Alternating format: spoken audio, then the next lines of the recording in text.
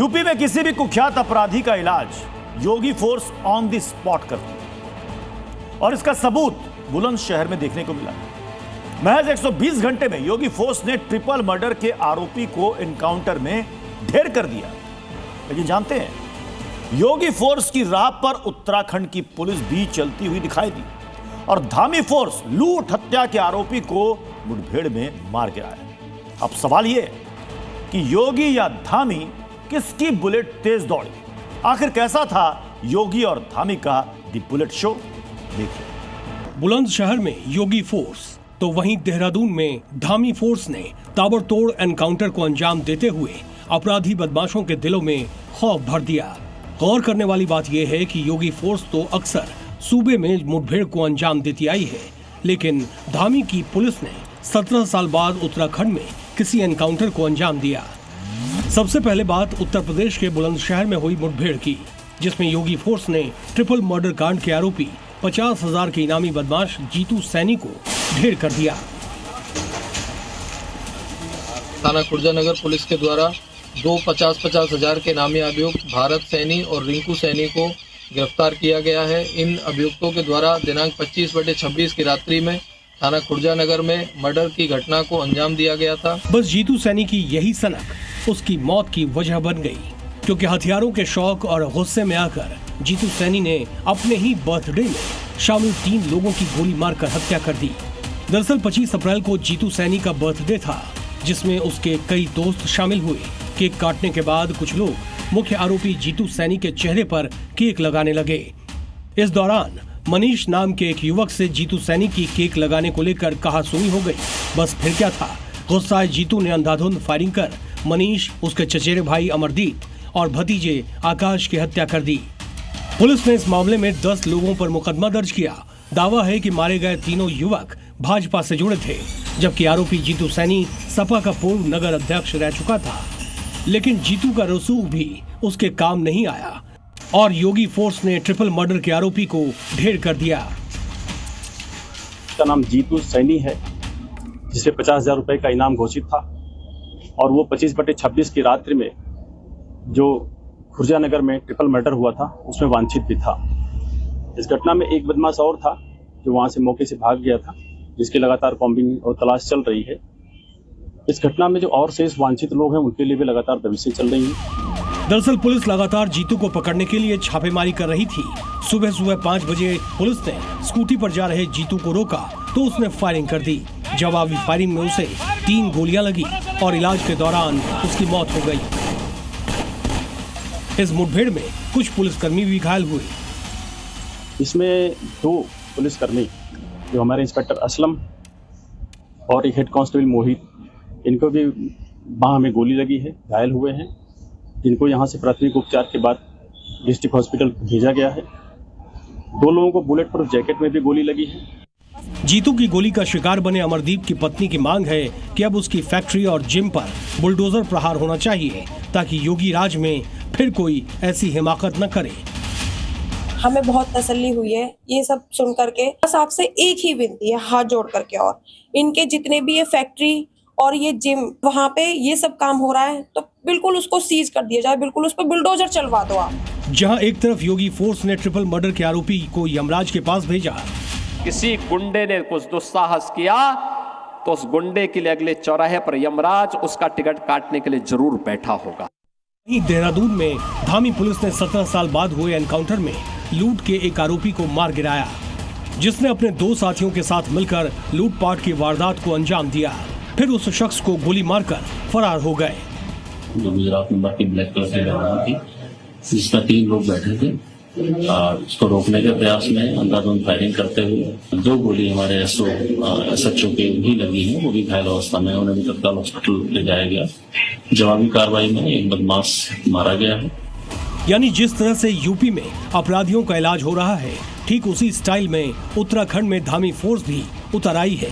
देवभूमि में अब अपराधियों को बख्शा नहीं जा रहा, बल्कि सीधे जहन्नुम का रास्ता दिखाया जा रहा है। हमने ऑपरेशन प्रहार शुरू किया था और उसी का परिणाम आने लगा है। ब्यूरो रिपोर्ट, जी मीडिया। योगी और धामी का बुलेट शो तो बीती रात हुआ था, लेकिन इस साल जनवरी से अप्रैल तक लगातार योगी फोर्स और धामी फोर्स बुलेट से बदमाशों को सबक सिखा रही है। इस साल जनवरी से अप्रैल तक योगी फोर्स 150 से ज्यादा एनकाउंटर कर चुकी है। वहीं धामी फोर्स ने करीब 10 एनकाउंटर किए और बीते 4 महीने में यूपी में 7 अपराधी ढेर हो चुके हैं, जबकि उत्तराखंड में 1 अपराधी ढेर हुआ है। मतलब बुलेट चलाने में अभी भी योगी फोर्स ही सबसे आगे है। महिलाओं की सुरक्षा और सम्मान के प्रति योगी कितने गंभीर है, यह बीते 9 सालों में पूरा यूपी देख चुका है। महिलाओं बेटियों के खिलाफ अपराध करने वालों को योगी कायदे से समझाते हैं। आज भी योगी ने विपक्ष को कायदे से समझाया। योगी ने विधानसभा के विशेष सत्र में महिला आरक्षण अधिनियम में संशोधन को विपक्ष की ओर से गिराने के खिलाफ जोरदार हुंकार भरी और इस दौरान उन्होंने किसे चांडाल चौकड़ी बताया, देखिए।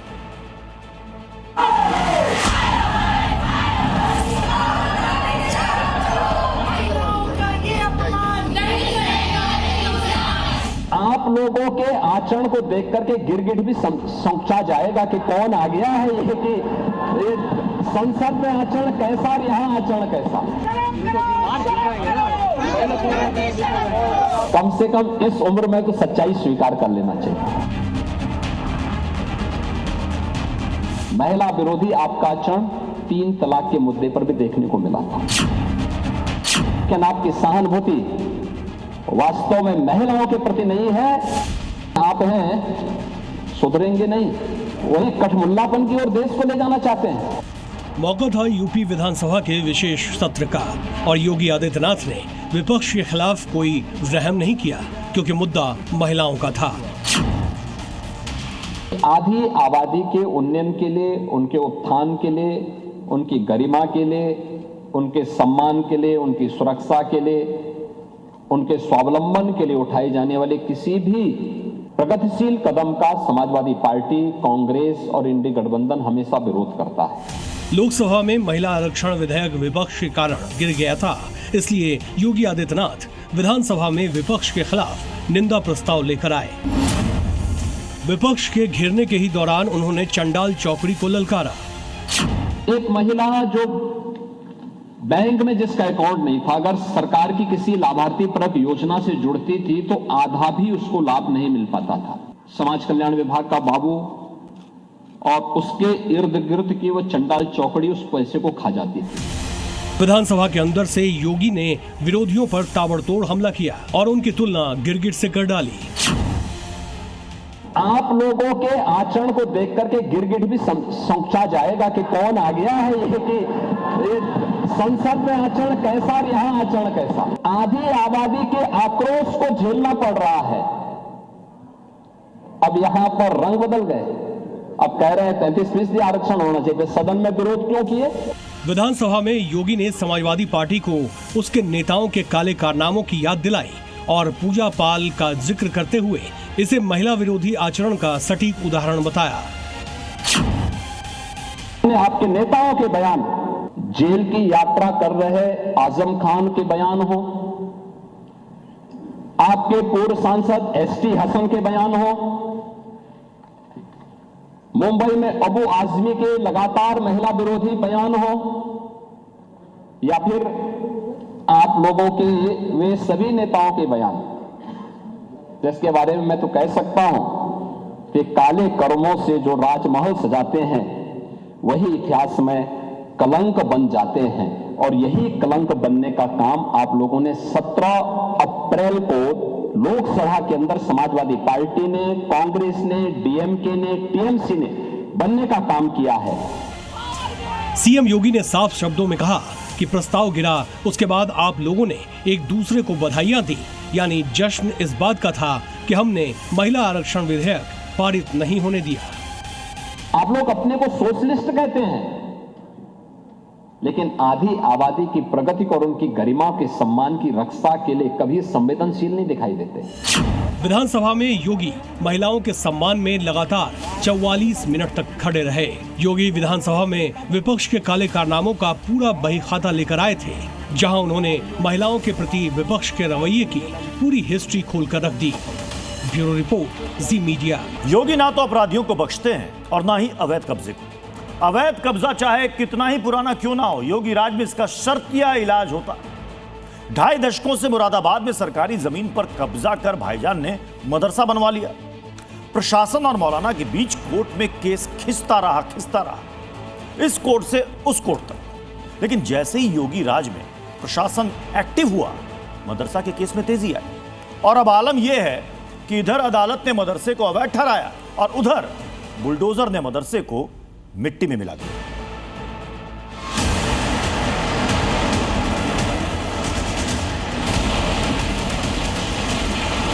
अब वक्फ बोर्ड के नाम पर जमीनों पर कोई डकैती नहीं डाल सकता है।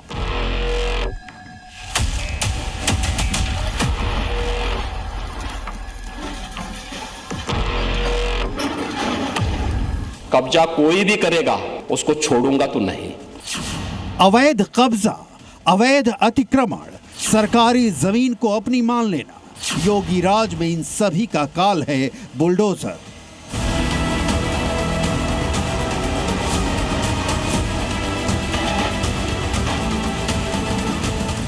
मदरसा जामिया अरबिया हयातुल उलूम अवैध कब्जे के बदनुमा दाग की तरह योगी सरकार को चिढ़ाता था।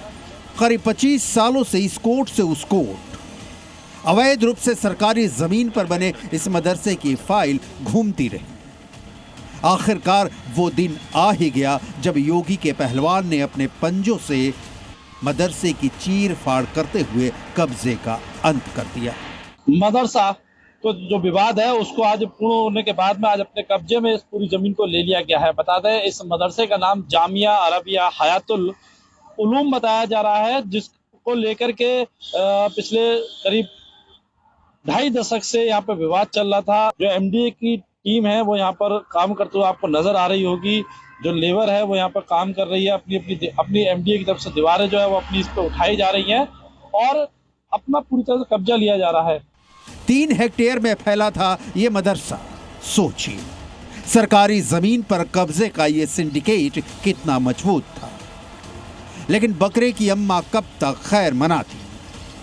इलाहाबाद हाई कोर्ट में याचिका खारिज किए जाने के बाद प्रशासन ने यह जमीन पर कब्जा कर लिया। मदरसे का गेट बंद कर दीवार बनाने का काम शुरू हुआ। पूरे मामले की जड़ें 1980 के दशक तक जाती हैं, जब इस मदरसे की नींव रखी गई थी। वर्ष 2000 में जब मुरादाबाद विकास प्राधिकरण ने क्षेत्रीय विकास के लिए जमीन का अधिग्रहण शुरू किया, तभी से मदरसा विवादों के घेरे में आ गया था। मदरसा कमेटी ने इस अधिग्रहण को चुनौती देते हुए पहली बार 2004 में हाई कोर्ट का दरवाजा खटखटाया था। अब इलाहाबाद हाई कोर्ट ने सरकार के हक में फैसला सुनाया है। उच्च न्यायालय ने यह माना है कि उक्त प्रश्नगत घाटों की अर्जन विधिक है और सारी प्रक्रियाएं उसकी पूरी हो चुकी हैं और ये प्राधिकरण के स्वामित्व की भूमि है। लगभग 3 हेक्टेयर की भूमि है और प्राधिकरण की नया मुरादाबाद आवासीय योजना में नियोजित भूमि है। नियोजन के अनुसार अग्रिम कार्रवाई इस पर की जाएगी। ये जमीन नया मुरादाबाद आवासीय योजना के अंदर आ रही थी और जैसे ही कोर्ट का ऑर्डर आया, बुलडोजर भी आ पहुंचा। एक एक कर कब्जे की सारी बाउंड्री तोड़ दी गई। मदरसे के गेट को बंद कर दिया गया, साथ साथ दीवार भी तुरंत ही बना दी गई। मैसेज क्लियर है कि अब दोबारा जमीन की तरफ नजर उठाई तो हिसाब कर दिया जाएगा। अगर प्रशासन या शासन किसी चीज पे अपना कब्जा लेता है तो बिना सबूत के नहीं लेता है। लाजमी बात है कि उसके कागजों में कुछ कमी रही होगी और तभी सरकार ने उसे अपने कब्जे में लिया। योगी आदित्यनाथ सरकार अवैध कब्जे के जीरो टॉलरेंस की पॉलिसी पर काम करती है। जहां भी अवैध निर्माण होगा उसका ध्वस्त होना पक्का है, चाहे वो मदरसा हो, मस्जिद हो, मजार हो या कब्रिस्तान हो। भाईजान के फैलाए जाल को तहस नहस करने की योगी राज में फुल ऑन गारंटी है। ब्यूरो रिपोर्ट, जी मीडिया। बुलडोजर आज की तारीख में सिर्फ मशीन नहीं है, बल्कि अवैध कब्जों पर कार्रवाई करने वाली एक धाकड़ पहचान बन चुकी है। और यह पहचान बुलडोजर को दी है यूपी के मुख्यमंत्री योगी आदित्यनाथ ने। अब बुलडोजर ने सरकारी जमीन पर बनी एक अवैध मस्जिद और एक अवैध मजार को जमींदोज किया है, जिसका हल्ला मच गया है।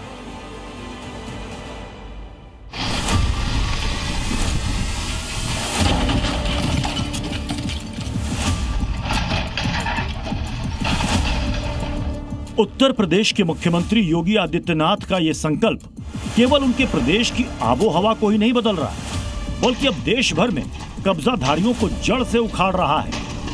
कब्जा कोई भी करेगा, किसी भी स्मारक पर, किसी भी पौराणिक स्थल पर, कोई भी होगा, उसको छोड़ूंगा तो नहीं। आपकी स्क्रीन पर दो तस्वीरों में से एक अवैध तरीके से बनाई गई मजार है और दूसरी है अवैध मस्जिद, जिसे पीले पंजे ने जमींदोज कर दिया।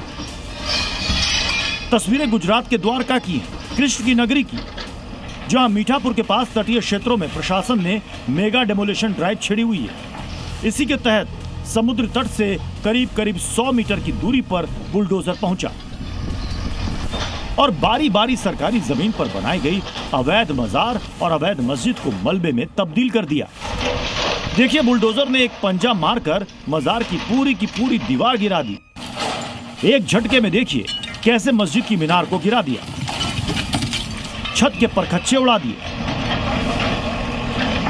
अंदर की गई सारी साज सजावट धरी की धरी रह गई। अवैध तरीके से बनाई गई जो मस्जिद थोड़ी देर पहले तक सीना चौड़ा करके खड़ी थी, वो मलबे में तब्दील हो गई। पुलिस और प्रशासन की मौजूदगी में ये पूरी कार्रवाई की गई। 3 महीने का जो प्रोसीजर होता है, उस प्रोसीजर के बाद लोगों को नोटिस भेजने के बाद जो भी सरकारी ज़मीन के ऊपर और जो दरिया किनारे जो ज़मीन है, और स्पेशली अभी हम जहाँ पर खड़े, ये डिफेंस की ज़मीन है, जो नेवी का स्ट्रक्चर यहाँ से तकरीबन 50 मीटर की दूरी पे है। तो सिक्योरिटी सरकारी ज़मीन के ऊपर इलीगल तरीके से किया हुआ इंक्रोचमेंट, इन चीज़ों को ध्यान में रखते हुए ये जो डिमोलिशन है ये किया हुआ है। मजार को गिराने के बाद बुलडोजर आगे बढ़ा तो समुद्र के किनारे ही पास में बनाई गई इस अवैध मस्जिद को भी अपनी ताकत दिखा दी। पहले गुंबद के आसपास के हिस्से को मिट्टी किया। अवैध मस्जिद को बनाने के लिए इस तरह अतिक्रमण किया गया था कि कोई अंदर फटक भी ना पाए। कट्टरपंथियों ने बाउंड्री वॉल खींची हुई थी, इसलिए बुलडोजर ने पहले अंदर जाने का रास्ता बनाया, फिर अंदर जाकर मस्जिद के सिर से धड़ तक प्रहार किया। एक बुलडोजर दाएं से वार कर रहा था तो दूसरा बाएं से। फिर आई गुंबद की बारी, जिसे जमीन में खुदाई की तरह पंजा मार मार कर बुलडोजर ने खोखला कर दिया। जब गुंबद गिराई गई तब भी दोहरा वार बराबर जारी था। एक मस्जिद के सिर को ढा रहा था तो दूसरा उसके कंधे को गिराने का काम कर रहा था। कुल मिलाकर इस पूरी कार्रवाई के दौरान प्रशासन ने 532 वर्ग मीटर जमीन से अवैध कब्जे को हटाया है, जिसकी कीमत करीब 93 लाख बताई जा रही है। साफ है, यूपी टू गुजरात बुलडोजर अपने काम पर है। वो बिना रुके बिना थके अवैध कब्जों को ढा रहा है।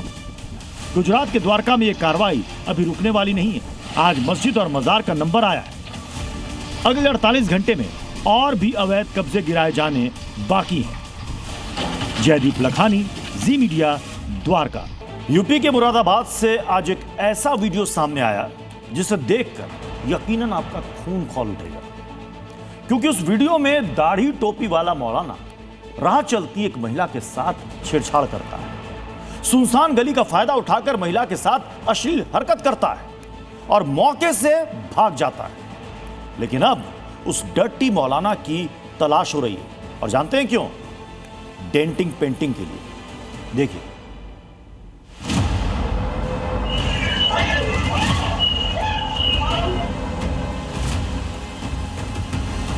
बेटी की सुरक्षा के साथ खिलवाड़ करने वाले के लिए इस धरती माता के पास कोई जगह नहीं होगी। सीसीटीवी कैमरे में दिख रहे इस मौलाना को गौर से देख लीजिए, क्योंकि अब तक ये अपने 2 पैरों पर खड़ा दिखाई दे रहा है, मगर चंद रोज बाद ये ठरकी मौलाना अपने पैरों पर खड़ा भी नहीं हो पाएगा। जानते हैं क्यों? इस डर्टी मौलाना ने एक बुर्का नशी महिला के साथ ऐसा गुनाह किया, जिसके बाद योगी फोर्स इस मौलाना की तलाश में लग गई है। दरअसल मुरादाबाद के इस वैशी मौलाना ने सरेराह चलती एक महिला से छेड़छाड़ की। सुनसान गली और मौके का फायदा उठाते हुए बुर्का पहने महिला के साथ ऐसी अश्लील हरकत की जिसे हम आपको दिखा भी नहीं सकते।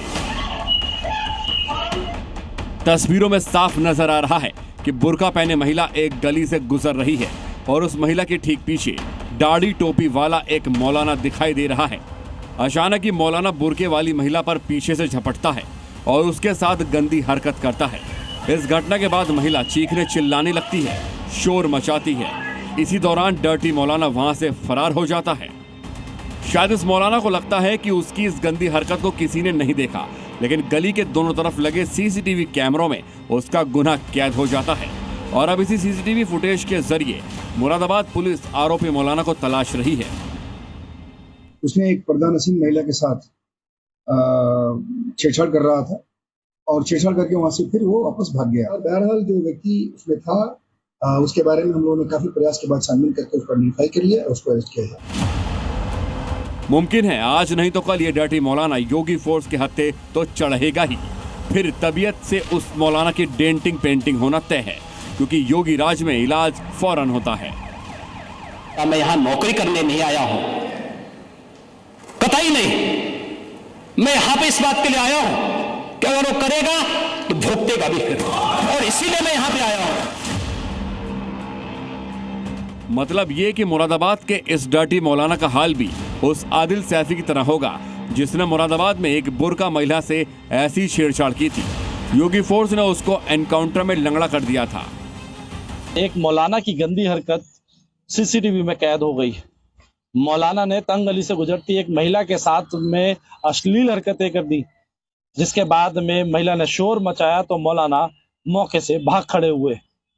पूरे मामले में मुरादाबाद पुलिस का सीधे तौर पे ये कहना है कि आरोपी की पहचान की जा चुकी है और पीड़िता की पहचान अभी की जा रही है और जल्द पीड़िता की पहचान के बाद में मामले में मुकदमा दर्ज करा जाएगा। यूपी में महिलाओं की सुरक्षा में सेंध लगाने वालों को मुख्यमंत्री किसी भी सूरत में छोड़ते नहीं हैं। ऐसे में अगला नंबर इस मौलाना का है। ब्यूरो रिपोर्ट, जी मीडिया। क्या देश में हिंदुओं को टीका या कलावा के लिए मंजूरी लेनी होगी? बीते कुछ समय में एक के बाद एक आती खबरें तो इसी ओर इशारा कर रही हैं। हिंदुओं के आस्था का प्रतीक कहे जाने वाले टीका कलावा पर कभी स्कूल में बैन लगा दिया जाता है तो कभी एग्जाम सेंटर में एंट्री से पहले कलावा काट दिया जाता है। बिहार डीजीपी का विवादित बयान पुलिस विभाग में कट्टरपंथियों की घुसपैठ को दर्शाता है। तो हिंदुओं के टीका कलावा पर बैन अब शोरूम में लगने की खबर से हिंदू संगठनों में काफी आक्रोश है।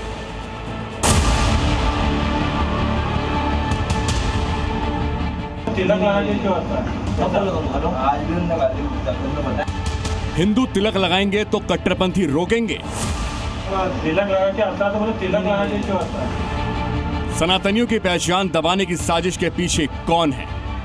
आज भी मुबारक भाई ने मेरे को गाली दी तो मैंने सुबह कुछ भी नहीं बोला। ये बवाल, ये हंगामा, ये सवाल इसीलिए उठ रहे हैं क्योंकि महाकाल की नगरी उज्जैन में एक हिंदू को उसके दफ्तर में तिलक लगाकर जाने से रोका गया। पहले लेंस कार्ड और अब कार शोरूम, दोनों जगहों पर सनातनियों की धार्मिक भावनाओं को ठेस पहुंचाने की कोशिश की गई। अभी लेंस कार्ड का मामला ठंडा नहीं पड़ा था कि उज्जैन में तिलक लगाने से रोकने पर बवाल खड़ा हो गया। काली शर्ट में दिख रहे शख्स का नाम ऋतिक है। इसने अपने सहकर्मी मुबारक उर्फ लाला पर तिलक लगाने से रोकने का आरोप लगाया है। ऋतिक का आरोप है कि मुबारक पिछले करीब 3 महीने से उसे तिलक लगाने पर परेशान कर रहा था। जब भी ऋतिक तिलक लगाकर शोरूम जाता था तो मुबारक इस पर आपत्ति जताता था। ऋतिक इस शोरूम में मैकेनिक के रूप में काम करता है। ये विवाद तब बढ़ा जब दोनों के बीच पानी की मोटर शुरू करने को लेकर विवाद बढ़ गया। विवाद बढ़ा तो हिंदू संगठन के लोगों ने कार शोरूम पहुंचकर हंगामा काट दिया।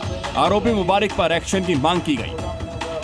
कहीं ना कहीं ये गलत है और जो शोरूम है उनके मालिक को ये बात ध्यान रखना चाहिए कि हिंदुओं से व्यापार होता है और वह हिंदुओं को ही तिलक और कलावा बांधने से मना कर रहे हैं। तो ये जो जिहादी मानसिकता वाले जो लोग हैं, जो इस देश में जिस प्रकार से इनकी मानसिकता पाकिस्तानी रहती है और ये लोग इस देश में क्या कर रहे हैं, इन लोगों को इस देश से भगाना चाहिए।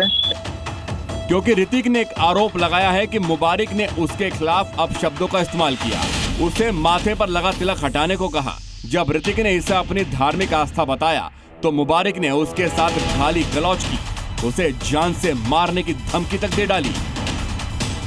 मामला पुलिस तक पहुंचा तो मोहन फोर्स ने मामले की गंभीरता को देखते हुए मुबारिक के खिलाफ मुकदमा दर्ज कर लिया और उसे सलाखों के पीछे पहुंचा दिया।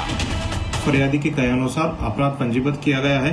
आरोपी मुबारिक पिता फरीद शाह को गिरफ्तार कर न्यायिक हिरासत में भेजा गया है। मिडिल ईस्ट में तूफान से पहले वाली शांति दिख रही है। ट्रंप ने अपने युद्धपोत यूएसएस गेराल्ड आर फोर्ड की वापसी का ऑर्डर दे दिया है। लेकिन इससे भी बड़ी खबर है कि क्या यह एक्शन पुतिन से ट्रंप की 90 मिनट की फोन कॉल के बाद हुआ है। पूरी दुनिया इस वक्त इस सवाल का जवाब जानना चाहती है कि फोन कॉल के दौरान पुतिन ने क्यों कहा कि ईरान का 440 किलो वाला यूरेनियम रूस रखेगा। क्या खलीफा और पुतिन ने कोई नया समीकरण सेट कर लिया है? बड़े बेआबरू होके निकले तेरे कूचे से बाहर। मिडिल ईस्ट से लौटता अमेरिकी शान का प्रतीक यूएसएस गेराल्ड आर फोर्ड दुनिया को यही कहानी सुना रहा है। और अभी तो रुकिए, आसमान में फाइटर जेट्स, मिसाइलें, किलर ड्रोन्स और समंदर में ब्लॉकेट के बाद अब ईरानी हैकर्स ग्रुप ने ऐसा कांड कर दिया है जिसके बाद वाशिंगटन में अफरा तफरी मच गई है। इन हैकर्स ने अमेरिकन नेवी से जुड़ा संवेदनशील डेटा लीक कर दिया है, जिसकी डिटेल आगे दिखाएंगे। अभी तो पुतिन ट्रंप की 90 मिनट फोन पर हुई बात के बाद मिडिल ईस्ट से लौटते युद्धपोत यूएसएस गेराल्ड आर फोर्ड की कहानी। अमेरिका का सबसे ताकतवर और दुनिया का सबसे बड़ा एयरक्राफ्ट कैरियर अब मिडिल ईस्ट छोड़ने जा रहा है। करीब 300 दिनों से ज्यादा की रिकॉर्ड तैनाती के बाद यूएसएस गेराल्ड आर फोर्ड अब अपने होम पोर्ट वर्जीनिया लौटेगा। यह वही युद्धपोत है जिसने ईरान के खिलाफ युद्ध और वेनेजुएला के नेता निकोलस मादुरो की गिरफ्तारी जैसे बड़े ऑपरेशन में हिस्सा लिया था। ये युद्धपोत जून में अमेरिका के नेवल स्टेशन नॉरफॉक से रवाना हुआ था। पहले भूमध्य सागर पहुंचा, फिर कैरिबियन की ओर मोड़ा गया और वेनेजुएला ऑपरेशन में हिस्सा लिया। बाद में ईरान तनाव बढ़ने पर मिडिल ईस्ट पहुंचा, यानी एक ही तैनाती में इसने यूरोप, लैटिन अमेरिका और मिडिल ईस्ट तीनों जगह ऑपरेशन किए।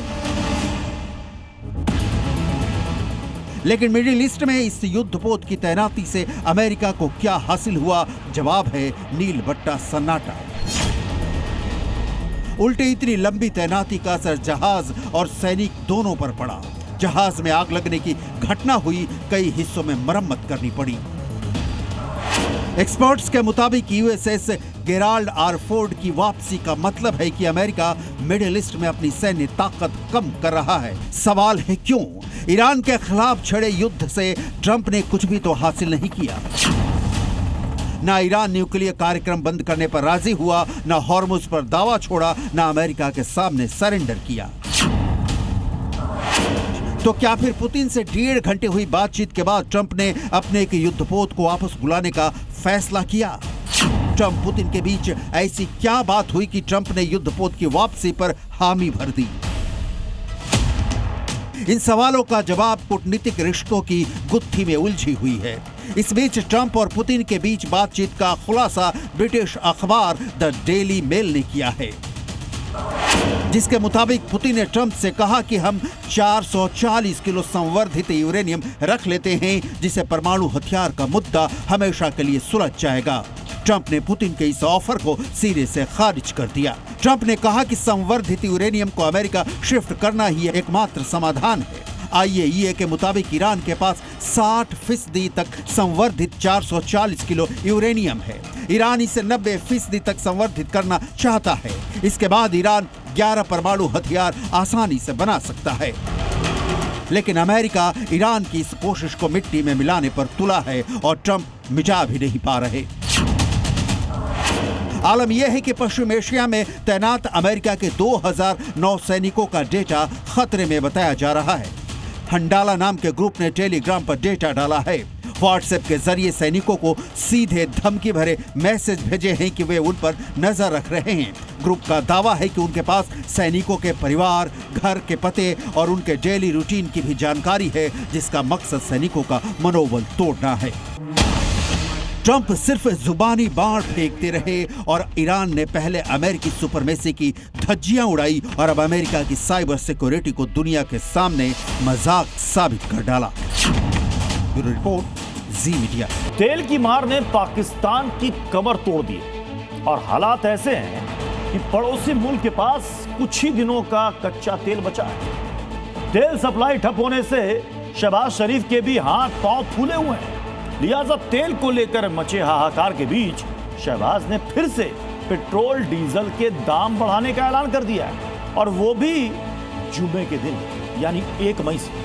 तो क्या इस बार पाकिस्तान में 1 लीटर पेट्रोल के दाम 500 पार हो जाएंगे? और कैसे शहबाज के इस फैसले से पाकिस्तान में कोहराम मचा हुआ है, देखिए। पाकिस्तान में एक बार फिर पेट्रोल बम फूटा और ये बम किसी और ने नहीं बल्कि खुद पाकिस्तान के पीएम शहबाज शरीफ ने फोड़ा। बस फिर क्या, पेट्रोल बम की आग में 25 करोड़ पाकिस्तानी धधकने लगे, छाती पीटने लगे। वो कहते हैं ना, कर्म का जला जब भी मुंह खोलता है तो मनहूस खबर ही देता है। शायद ये शहबाज शरीफ पर पूरी तरह लागू होता है। बीती रात शहबाज शरीफ ने अपने मुल्क के नाम संबोधन दिया और इसमें शहबाज शरीफ ने जंग का हवाला देते हुए पेट्रोल डीजल के दामों में बढ़ोतरी का ऐलान किया, वो भी जुमे के दिन से। वाह शहबाज मियां वाह, यूं ही तुम पाकिस्तान के पीएम नहीं बने। आपदा में अवसर तो हर कोई तलाशता है, लेकिन शहबाज मियां आपदा में क्रेडिट तलाश लेते हैं। तभी तो पेट्रोल डीजल के दाम आसमान छू रहे हैं, कीमतें बढ़ रही हैं, लेकिन शहबाज शरीफ अपने मंत्री की वाहवाही में लगे हैं। तभी तो आवाम पूछ रही है, क्या पैदल या साइकिल पर चलेंगे? आज पाकिस्तान के फील्ड मार्शल मुल्ला मुनीर के लिए 2 बुरी खबरें हिंदुस्तानी मोर्चे से आई। पहली, हेलीकॉप्टर से एंटी नेवल शिप मिसाइल और दूसरी वो ड्रोन जिसे दुश्मन का रडार भी पकड़ नहीं पाता। हिंदुस्तान के इन डबल शिकारी को देख आज पाकिस्तानी फौज का परेशान होना तो बनता है।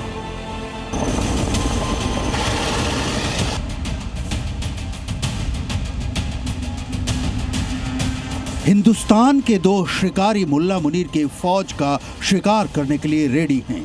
आपकी स्क्रीन पर बाईं ओर है ताज़ा तरीन नेवल एंटी शिप मिसाइल और दाईं ओर है पाकिस्तान का नया काल फाइबर वाला अत्याधुनिक ड्रोन। पहले बात हेलीकॉप्टर से गिरती इन मिसाइलों का। पहली मिसाइल, दूसरी मिसाइल। डीआरडीओ और नौसेना ने बंगाल की खाड़ी में हेलीकॉप्टर से short range naval anti ship missile को सफलतापूर्वक लॉन्च किया।